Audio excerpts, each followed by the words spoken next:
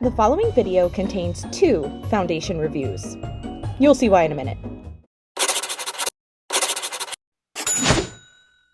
Hi everyone, today Norm and I will be testing out the new e.l.f. Cosmetics Camo Powder Foundation. Let's get started.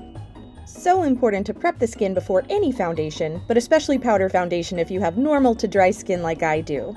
So for today's foundation, we will be using the shade Fair 120N, and just for a quick comparison, we have the L'Oreal Infallible Powder in 10 Porcelain, the J-Cat Aquassurance Powder in 101 Ivory, and the MAC Mineralized Skin Finish Natural in Light.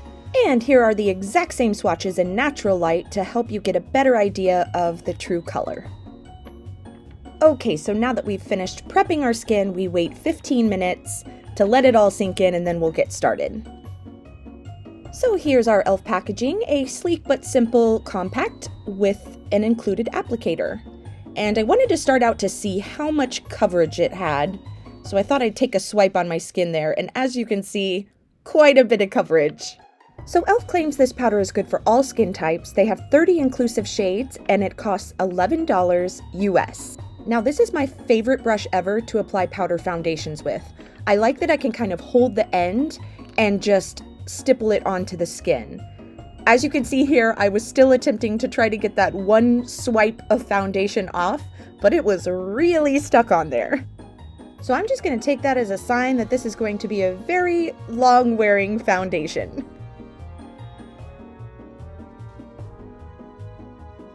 And finally, your girl just had to get in there with her hands and just wipe it off. Okay, so now we're ready to start with the actual application.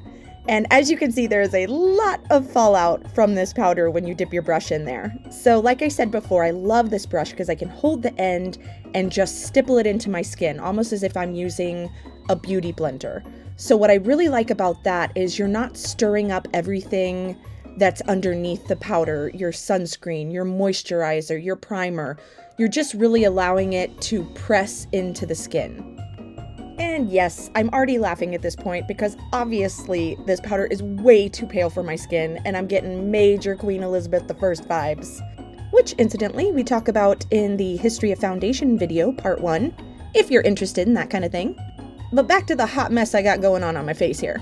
I mean, I guess I should give a huge shout out to e.l.f. that they make really light shade foundations and concealers.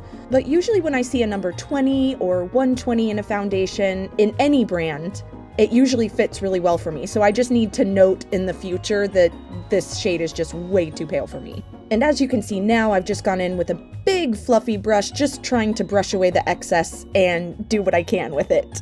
Okay, so this side isn't looking good, but I thought, you know, maybe I just went in with too much. Let's try the other side and just do a lighter coverage and see how that works out. So this powder is talc-free, it's non-comedogenic, and it's supposed to give you a buildable coverage and an airbrushed finish, which unfortunately is just not what I'm getting right now. I don't know what's happening, but it's clinging to something on my skin, and I prepped my skin really well before I put this on, so I don't know if it's just grabbing onto moisturizer, grabbing onto primer, but it is not even at all.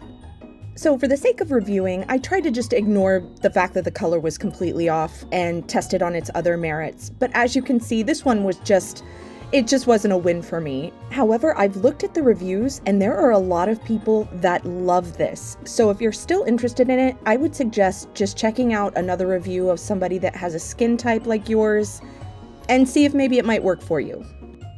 So I didn't want to leave this e.l.f. review on such a bad note, and I happen to have a CAMO CC Cream that I bought several weeks ago that I was going to feature in another review, but I thought, you know what, let's just give it a shot now because I normally find e.l.f. to be a very good company that makes affordable products. Not gonna lie though, I'm really crossing my fingers on this one, but we started off well because they have one of those awesome packages that has the pump with the tube, super easy to travel with.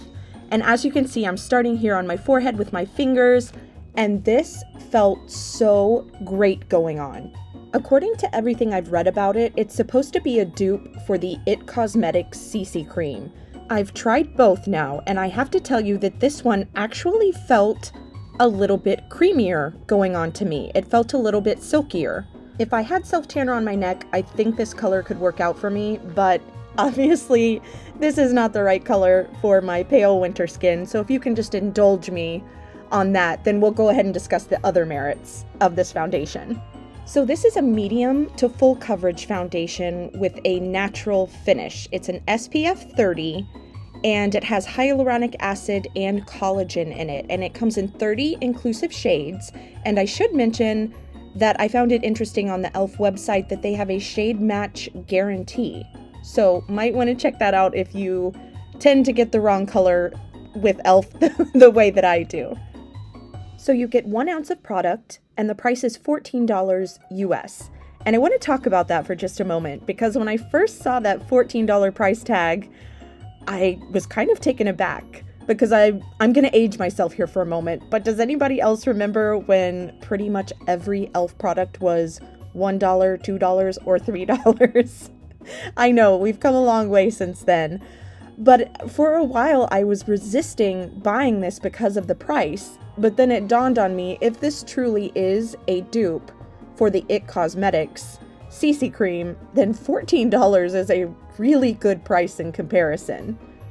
And so far, the only difference I'm seeing between the two is that the IT Cosmetics CC Cream has an SPF of 50, whereas this only has a 30. But other than that, I actually like the way that this feels better. And I really like the way it looks too. I feel like it looks more emollient, it looks a little bit more moisturizing, it's making my skin look a little bit more fresh. So I'm actually really, really pleased with this product. And as you can see here, I've tried this with fingers on the forehead, a beauty blender, and also a brush. And I found that the beauty blender and the fingers were my favorite. When I used the brush, it got a little bit streaky and I had to go over it with the beauty blender afterwards, but I find that to be pretty typical of most foundations I use. So here we are with the foundation all over the skin, and I just love how this looks. I understand the raves about this now. So I would say if you're a fan of the IT CC Cream, but you're looking for something a little bit more affordable, you know, give this a shot. And if you're not a fan of the IT CC Cream because you either couldn't find a shade or you found it a little bit drying, then again, you might want to try this one out. So here we have our final look, and stay tuned to the end so you can see how this looked at the end of the day.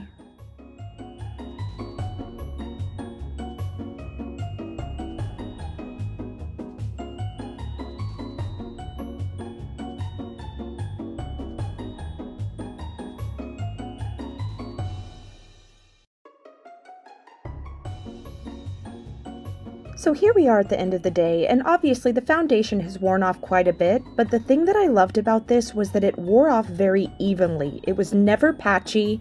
It just started to look like my skin peeking through at the end of the day. So thanks for sticking around for this double review, and Norm and I will see you soon.